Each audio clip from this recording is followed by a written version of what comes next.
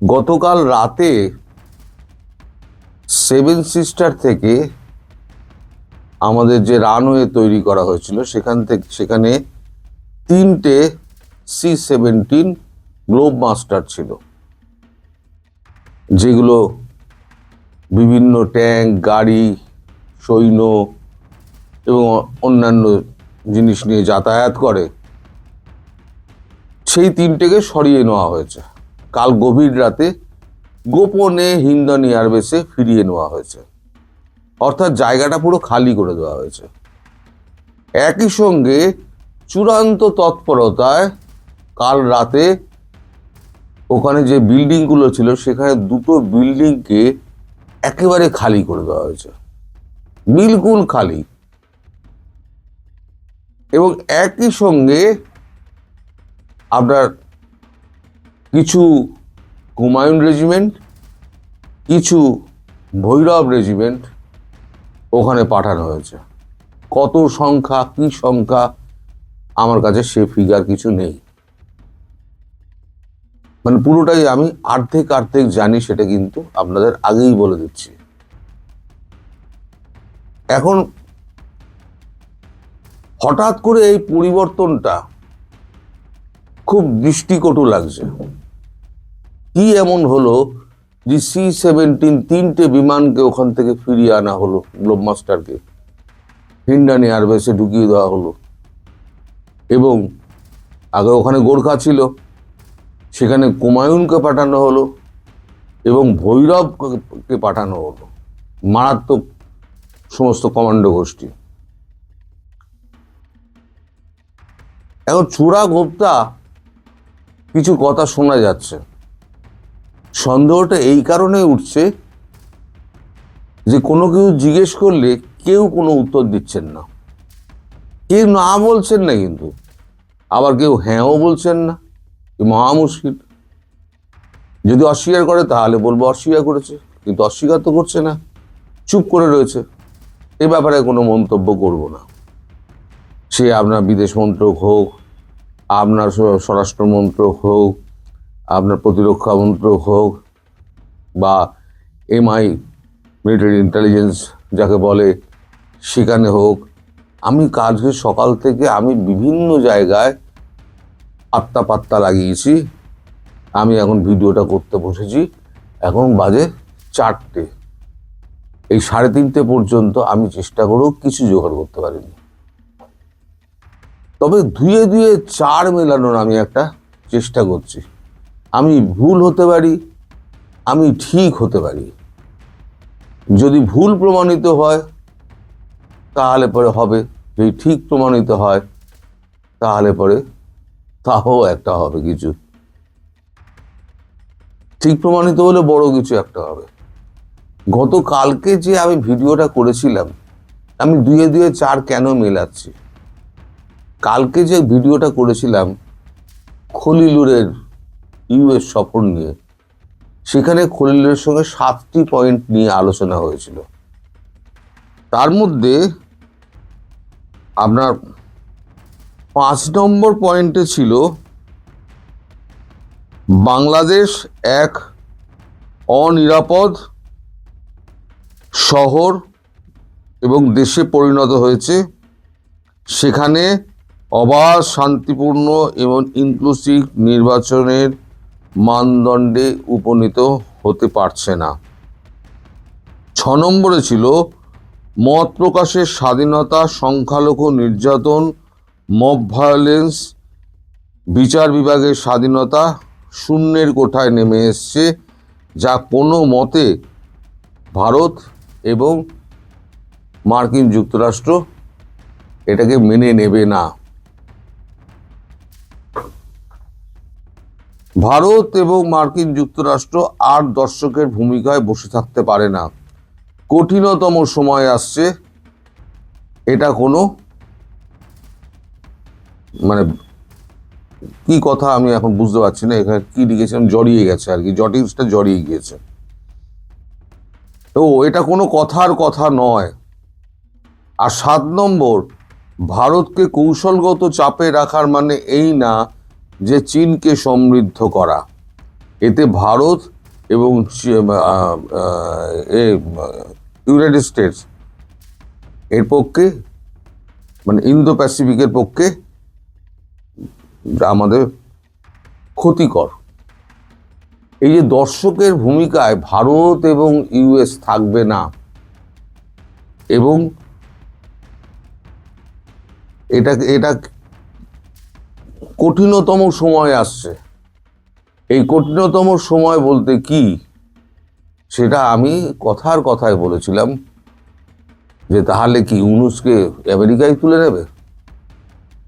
এখন এই যে কথাটা বলা হয়েছিল, তার পরেই কোনো বার্তা এসছে কিনা ওখান থেকে আমি জানি না, কাল রাত থেকে সমস্ত খালি করা এবং সৈন্য মোতায়েন করা শুরু হয়ে গেছে।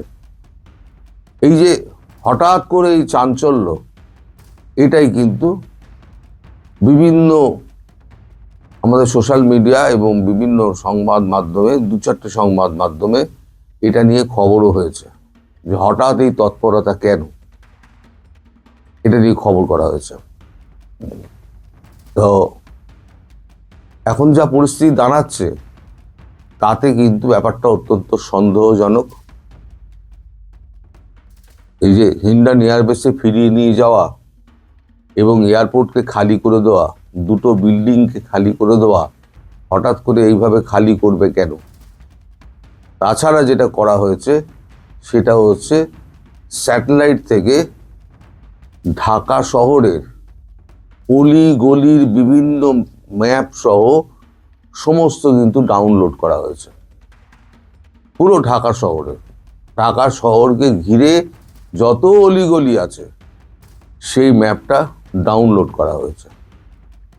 ডাউনলোড করে এখন সেখানে মানে লাইন আপ করা হচ্ছে যে কিভাবে কিছু এই ধরনের কিছু একটা হবে, যা আমার কাছে খবর নেই।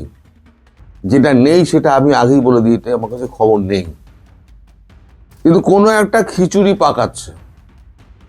হয়তো 2-1 দিনের মধ্যে আমরা হয়তো বুঝতে পারবো যে ঘটনা কোন দিকে যাচ্ছে। তবে এই যে এয়ারপোর্ট খালি করে দেওয়া, 7 সিস্টারের এয়ারবেসটাকে খালি করে দেওয়া, এটা কিন্তু খুব ইঙ্গিতবহ। তাহলে কি ওখানে আবার ইউএস গ্লোব মাস্টার নামবে বা C-130 নামবে, বিভিন্ন যন্ত্রাদি দিয়ে, বিভিন্ন সৈন্য নিয়ে ওখানে আসবে? না হলে পরে 3-3টে গ্লোব মাস্টারকে সরিয়ে দেওয়া হলো কেন? আসলে জায়গা খালি হচ্ছে, ওখানে জায়গা কম, জায়গা খালি করা হচ্ছে। জায়গা খালি করে ওইখানে পুরো ফাঁকা করে দেওয়া হয়েছে। সম্ভবত আমার যা মনে হচ্ছে যে এটা হয়তো কোনো অপারেশনের জন্য তৈরি হচ্ছে। সেটা ভারতই করুক, ইউএস করুক, যেই করুক, হয়তো, আমি এটা বলছি হয়তো, এটা আমার মনে হচ্ছে। এখন কতটা সত্য প্রমাণ হবে, কতটা মিথ্যে প্রমাণ হবে, সেটা তো সময় বলে দেবে, কিন্তু এটা কিন্তু হচ্ছে। আর দেখুন, ইউএস যদি করে, এটা যেই করুক না কেন, মালিকের দেশ তো করবে, তাহলে ক্রেডিটটা কে নেবে? ক্রেডিটটা নেবে কিন্তু মালিক। মালিক বলবে আমি ওখানে শান্ত করেছি, ভেনেজুয়েলা শান্ত করেছি, আমি এবার বাংলাদেশকে শান্ত করে দিলাম। যেই করুন না কেন, উনি সবসময় ক্রেডিট দেওয়ার জন্য বসে আছেন। তা মালিক ক্রেডিটটা দেখবেন মালিক নিয়ে নেবে, যেই করুন না কেন। করছে তো তার দেশ, তিনি দেশের প্রেসিডেন্ট, তিনি যদি বলেন তাহলে পরে কারোর কিছু বলার নেই, ক্রেডিটটা তিনি খাবেন। হয়তো এরকম একটা কিছু আমার মনের মধ্যে ঘুরছে, যেটা সেটা হলেও হতে পারে। এখন আমি বলতে পারবো না যে এটা কতটা ঠিক কতটা ভুল। আমি বারবার বলছি, কতটা ঠিক কতটা ভুল তা আমি কিন্তু জানি না। এখন আশা করব যে কিছু একটা ঘটবে। এই কারণে আশা করব যে এতগুলো কাণ্ড 7 সিস্টারকে ঘিরে কখনো হতে পারে না। এই সৈন্য প্রেরণ, কমান্ডো প্রেরণ, গ্লোব মাস্টারকে ফিরিয়ে আনা, দুটো বিল্ডিংকে পুরো ফাঁকা করে দেওয়া এবং সেটা রাতারাতি করা। এত তাড়াতাড়ি এত জলদি কিসের? তার মানে কোনো একটা ঘটনা ঘটতে যাচ্ছে এবং সেটা খুব দ্রুত ঘটতে যাচ্ছে। সামনে নির্বাচন, 12ই ফেব্রুয়ারি নির্বাচন, আর তো বোধহয় একটা মাস বাকি আছে। এই এক মাস নির্বাচন বাকি রয়েছে যখন, নির্বাচন অবধি আমি বলেছি যেতে দেবে না। হয় ভারত যেতে দেবে না, নয় আমেরিকা যেতে দেবে না। নির্বাচন অবধি যাবে না। আর কারণ নির্বাচনে গেলে যদি তারেক রহমান যদি প্রধানমন্ত্রী হন, তিনি হবেন হাফ প্যান্ট প্রধানমন্ত্রী। এটা আমি বরাবরই বলি, হাফ প্যান্ট প্রধানমন্ত্রী হবেন, ফুল প্যান্ট তার জুটবে না। বাকি ফুল প্যান্টটা হয়ে যাবে জামাত। সেই জামাত ফুল প্যান্ট পরে ফুটবলটা খেলবে, আর শরীরের ওপরে দেখা যাবে তারেক রহমানের।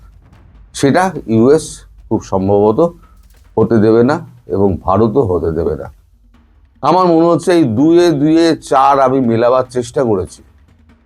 এখন সেটা দেখা যাক ভবিষ্যৎ কি বলে। তবে ইউএসের পক্ষ থেকে কোনো ফোন এসছে কি আসেনি তা আমি জানি না। এখনো পর্যন্ত এই বিষয়ে আমায় কেউ কনফার্ম করেনি। আমি শুধু ডট টু ডট মেলাচ্ছি। এই ডট টু ডট মিলিয়ে আমি একটা কনক্লুশনে পৌঁছানোর চেষ্টা করছি যে এটা হলে এটা হতে পারে। এবার বাকিটা ছেড়ে দিন ভবিষ্যতের উপরে, কি হয় দেখা যাক 2-4 দিনের মধ্যে। বেশি দিন আগের কথা নয়, চীনের মাটিতে দাঁড়িয়ে বাংলাদেশের অন্তর্বর্তী সরকারের প্রধান মোহাম্মদ ইউনূস খুব গর্ব করে বলেছিলেন, যাকে বলে একেবারে বুক চিতিয়ে, যে we are the guardian of ocean. 3 দিকে ভারত দিয়ে ঘেরা, বাকি একদিকে কিছুটা তো মায়ানমার ঘিরে রেখেছে, আবার বাকি ছিল একটুখানি দক্ষিণের এক ফালি অংশ বে অফ বেঙ্গলের দিকে। তাকেই ওশান বানিয়ে সে কি বড়াই ইউনূস সাহেবের। চীনকে নেমন্তন্ন দিয়েছিলেন, তোমরা এসো সমুদ্রপথ দিয়ে, তারপর বাংলাদেশের ওপর দিয়ে গিয়ে দখল নাও ভারতের উত্তর পূর্বের 7 বন বা 7 রাজ্যকে। এই 7 রাজ্য এবং এই 7 রাজ্য যে ছোট্ট একটা করিডর দিয়ে ভারতের সাথে যুক্ত, ভারতের এই উত্তর পূর্বের 7 রাজ্য, সেই জায়গাটার নাম হলো শিলিগুড়ি করিডর বা চিকেন স্নেক। এই চিকেন স্নেককে দখল করা এবং তার মধ্যে দিয়ে উত্তর পূর্বের 7 রাজ্যকে ভারত থেকে বিচ্ছিন্ন করার জন্যে মোহাম্মদ ইউনূস আর তার দলবলের কি হম্বিতম্বি, কত প্ল্যান, কি সুন্দর প্রতিবেশী কত সুলভ কথা। ভাবুন তো একবার, ভারত টিপে ধরলে বঙ্গোপসাগরে ডুবে মরা ছাড়া গতি নেই যাদের, কোথাও যাওয়ার জায়গা নেই, তারা কিনা বলছে আমরা সমুদ্রের অভিভাবক। সম্বল বলতে চীনের কাছ থেকে কেনা 2টো পুরনো সাবমেরিন, তারই জোরে এত বড়াই। পাগলা কুকুরকে বিশ্বাস নেই কখন কাকে কামড়ে দেয়। ভারত মোহাম্মদ ইউনূসের ওইসব হুমকিকে পাগলা কুকুরের ঘেউ ঘেউ ভেবে চুপ করে বসে থাকতে পারত, কিন্তু তা পারেনি, তা করেনি। কারণ পাগলা কুকুর ছাড়া রয়েছে, আবার সেই ছেড়ে দিয়ে রেখে দিয়েছে আবার 2 বিদেশি শক্তিরা। সুতরাং কখন যে কি করে ফেলবে তার তো কোনো ঠিক নেই, কারণ চীন আর পাকিস্তান তো আছে বাংলাদেশের পেছনে। সুতরাং যে কোনো মুহূর্তে পাগলা কুকুর কামড়ে দিতে পারে। তাই স্থল সীমানার বাইরে জলসীমাতেও বাংলাদেশকে এবার ঘিরে ফেলার ব্যবস্থা করলো ভারত। শুধু যে বাংলাদেশকে নজরে রাখা তা নয়, পূর্ব ভারতে এই প্রথম নৌঘাঁটি তৈরির উদ্দেশ্য চীন ও পাকিস্তানের জাহাজের দিকে নজর রাখা এবং তেমন পরিস্থিতি তৈরি হলে শত্রুর ওপর ঝাঁপিয়ে পড়া। ক্রমবর্ধমান চীনা নৌতৎপরতা এবং বাংলাদেশ ও পাকিস্তানকে ঘিরে আঞ্চলিক নিরাপত্তার পরিবর্তিত পরিস্থিতির মধ্যে বঙ্গোপসাগরে ভারতীয় নৌবাহিনী তাই ওই বাংলাদেশকে ঘিরে ফেলার পুরোপুরি একটি নতুন ঘাঁটি তৈরি করছে, নৌঘাঁটি। নতুন এই নৌঘাঁটিটি তৈরি হয়ে গেছে, কারণ এটা যে হলদিয়া ডক কমপ্লেক্স রয়েছে তারই অংশে, তারই সাথে এইটা অ্যানেক্স করে, তারই সাথে এইটা যুক্ত করে এই নৌঘাঁটি তৈরি হচ্ছে।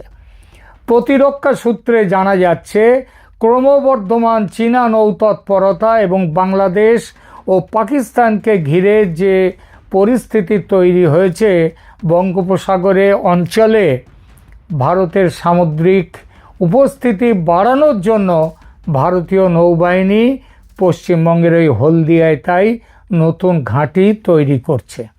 এই কেন্দ্রটি একটু স্পেশালাইজড, কীরকম? ছোট যুদ্ধজাহাজ মোতায়েনের ওপর দৃষ্টি নিবদ্ধ করে একটি নৌ ডিট্যাচমেন্ট হিসেবে এটা কাজ করবে। ছোট, কারণ আপনারা জানেন যে ভারতের বিশাখাপত্তনম বা ভাইজ্যাগে, সেখানে ভারতের বড় নৌঘাঁটি আছে। নৌঘাঁটি আছে ভারতের আন্দামান দ্বীপপুঞ্জে। তার সাথে সাথে বাংলাদেশকে কাছাকাছির মধ্যে, যাতে কলকাতা বন্দরে তো নাব্যতা নেই সেরকম, সেই জন্যে বাংলাদেশের এই অঞ্চলটাকে নজরে রাখার জন্যে এবং এখান থেকে চেপে ধরার জন্যে এই হলদিয়া, এখানে একটি নতুন নৌঘাঁটি হচ্ছে। এই নৌঘাঁটিটা আগেই বলেছি যে হলদিয়া ডক কমপ্লেক্সকে ব্যবহার করবে, যা নৌবাহিনীকে ন্যূনতম অতিরিক্ত পরিকাঠামো সহ দ্রুত কেন্দ্রটি চালু করতে সাহায্য করবে। প্রাথমিক কাজের মধ্যে একটি ডেডিকেটেড জেটি এবং উপকূলের যে সহায়তা, তার সুবিধা নির্মাণ করা হবে এবং সে কাজ শুরু হয়ে গেছে, জোর কদমে চলছে। আশা করা হচ্ছে হলদিয়া ঘাঁটিতে ফার্স্ট ইন্টারসেপ্টর ক্রাফট FIC এবং 300 টন ওজনের new water jet first attack craft, যেটা NWJ-FAC, সেটা থাকবে। এই উচ্চগতির প্ল্যাটফর্মগুলো 40 থেকে 45 নট পর্যন্ত গতিতে চলতে সক্ষম এবং দ্রুত প্রতিক্রিয়াশীল সামুদ্রিক অভিযানের জন্যে বিশেষভাবে এটা ডিজাইন করা হয়েছে। এগুলো CRN-91 বন্দুক দিয়ে সজ্জিত কামান এবং থাকবে নাগাস্ত্র মিসাইল সিস্টেম, সেটা এর মধ্যে থাকবে। এই নাগাস্ত্র মিসাইল সিস্টেম দিয়ে নির্ভুল হামলা এবং নজরদারির ভূমিকা বাড়াবে। নৌঘাঁটিটা কেন এত গুরুত্বপূর্ণ?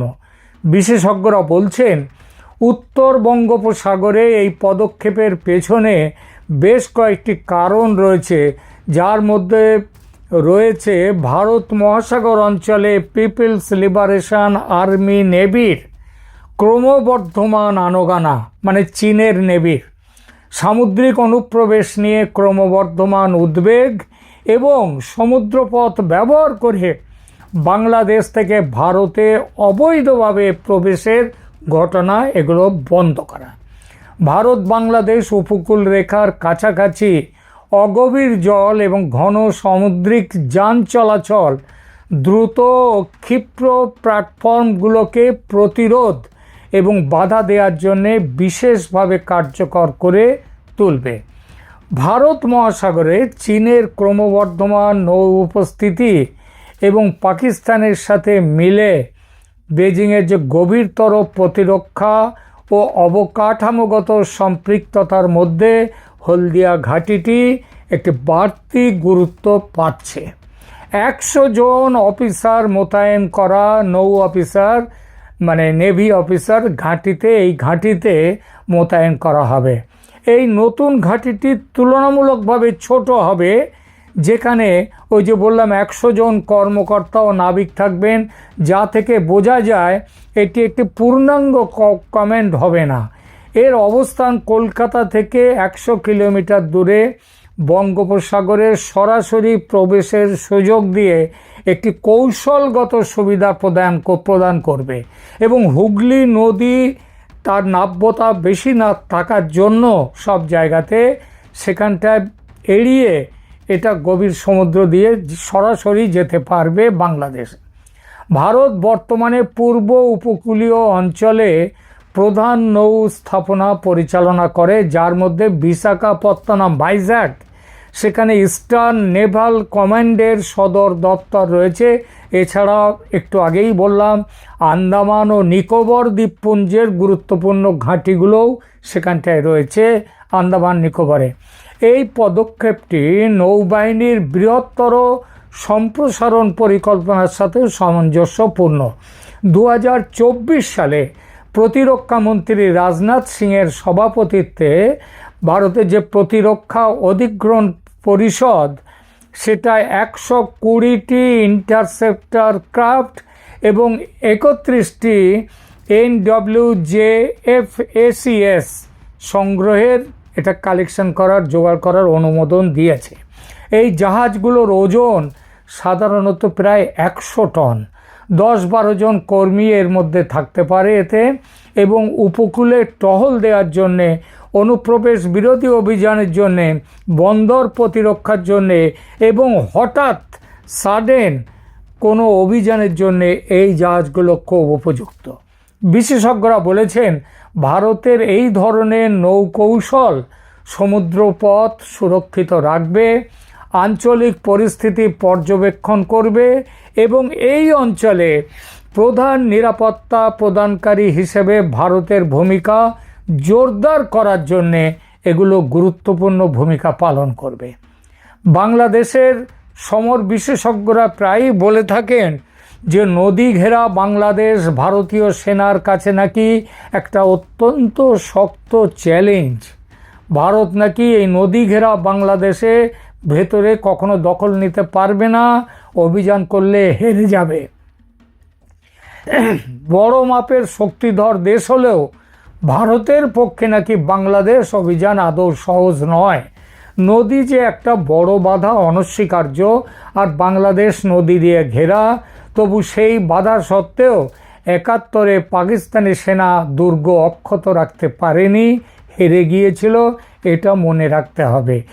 আর এর পরেও আর একটা আছে, সেটা হচ্ছে গঙ্গা পানি বন্টন চুক্তি এই বছরেই শেষ, সেই 2026-এ, এবং এখনও এই সরকার যা শুরু করেছে সেটা যদি করতে থাকে তাহলে এই পানি বন্টন চুক্তি এটার পুনর্নবীকরণ হবে না। তবু এবং জল না পেলে বাংলাদেশের নদীগুলোর কি হাল হবে? তিস্তা তো দেওয়া কোনো চুক্তিই হয়নি। গঙ্গার যে চুক্তি করেছিলেন শেখ হাসিনা তার প্রথমবারে, সেটাও কিন্তু আর জল না পেলে বাংলাদেশের নদী শুকিয়ে যাবে। তবু সাবধানের মার নেই। আর লক্ষ্য তো শুধু বাংলাদেশ নয়, সেই সঙ্গে চীন ও পাকিস্তানও আছে। আর তাই এই নৌঘাঁটি বিশেষভাবে তৈরির পরিকল্পনা। এই ঘাঁটিতে এমন সব যুদ্ধজাহাজ রাখা হবে যা অগভীর জলে বা নদী যেখানে নাব্যতা খুব বেশি নেই সেখানেও চলাচল করতে পারবে। কেন এই নৌঘাঁটিটি এত গুরুত্বপূর্ণ হলদিয়ার? উদ্দেশ্য বাংলাদেশকে লক করা, তালা মেরে দেয়া, বেরোবার পথ নেই। ভারতের উত্তর পূর্বাঞ্চল যেমন বাংলাদেশের ভূখণ্ড দিয়ে বিচ্ছিন্ন রয়েছে ভারত থেকে, ওই যে ছোট্ট করিডর, ভারত এখন পাল্টা ব্যবস্থার অংশ হিসেবে নৌপথ ও সীমান্তে সামরিক শক্তি বাড়িয়ে বাংলাদেশকে কৌশলগতভাবে চারদিক থেকে ঘিরে রাখার বা লক করার নীতি গ্রহণ করেছে। এর সঙ্গে আছে আর একটা উদ্দেশ্য, সেন্ট মার্টিন দ্বীপ নিয়ে উদ্বেগ। সেন্ট মার্টিন দ্বীপে আপনারা জানেন এবং সোনাদিয়া দ্বীপে মার্কিন সামরিক উপস্থিতির গুঞ্জন এবং সেখানে বিদেশি শক্তির প্রভাব রুখতে ভারত আগে থেকেই এই প্রস্তুতি নিয়ে রাখছে যাতে নদীপথে অভিযান ঠিকমতো করা যায়। এই ঘাঁটির জাহাজগুলো বাংলাদেশের নদীপথ ব্যবহার করে ভেতরে ঢুকে দ্রুত অভিযান চালাতে সক্ষম। 1971 সালের যুদ্ধের উদাহরণ টেনে বলা যায় যে নদীপথের নিয়ন্ত্রণ যুদ্ধের মোড় ঘুরিয়ে দিতে পারে। অস্ত্রশস্ত্র এই জাহাজগুলিতে আগেই বলেছি নাগাস্ত্র থাকবে, ড্রোনের মতো প্রযুক্তি থাকবে যা নিখুঁতভাবে লক্ষ্যবস্তুকে আঘাত করতে পারে। কৌশলগত দৃষ্টিভঙ্গি ভারত তাহলে কি করতে চাইছে? ভারত এখন মিষ্টি কথা বলার পাশাপাশি হাতে একটা বড় লাঠি সেটা প্রস্তুত রাখছে। যদি কখনো বাংলাদেশ ভারতের স্বার্থ বিরোধী, এখনই তো বাজে কথা তো অনেক কিছুই বলছে, কিন্তু কোনো পদক্ষেপ নেয়, ধরা যাক যদি হঠাৎ কোনো সন্ত্রাসবাদী আক্রমণ বাংলাদেশের সন্ত্রাসবাদীরা ভারতে করে, তাহলে ভারত যাতে তৎক্ষণাৎ ব্যবস্থা নিতে পারে সেই লক্ষ্যে স্থল সীমান্তে নতুন আর্মি গ্যারিসন, নতুন করে 3টে হয়ে গেছে ইতিমধ্যেই, আরও একটা মেঘালয়ে হচ্ছে, সেখানে মেঘালয় না, ওটা হচ্ছে মিজোরামে হচ্ছে আরও একটা, এবং জলপথে হলদিয়াতে এই নতুন নৌঘাটি তৈরি করা। এই সবই বাংলাদেশকে মাথায় রেখে, চীনকে মাথায় রেখে, পাকিস্তানের জাহাজ মাথায় রেখে, এবং অবশ্যই যাতে আমেরিকা এখানে এসে একবারে ফ্রি হ্যান্ড না পায় সেটাও মাথায় রেখে।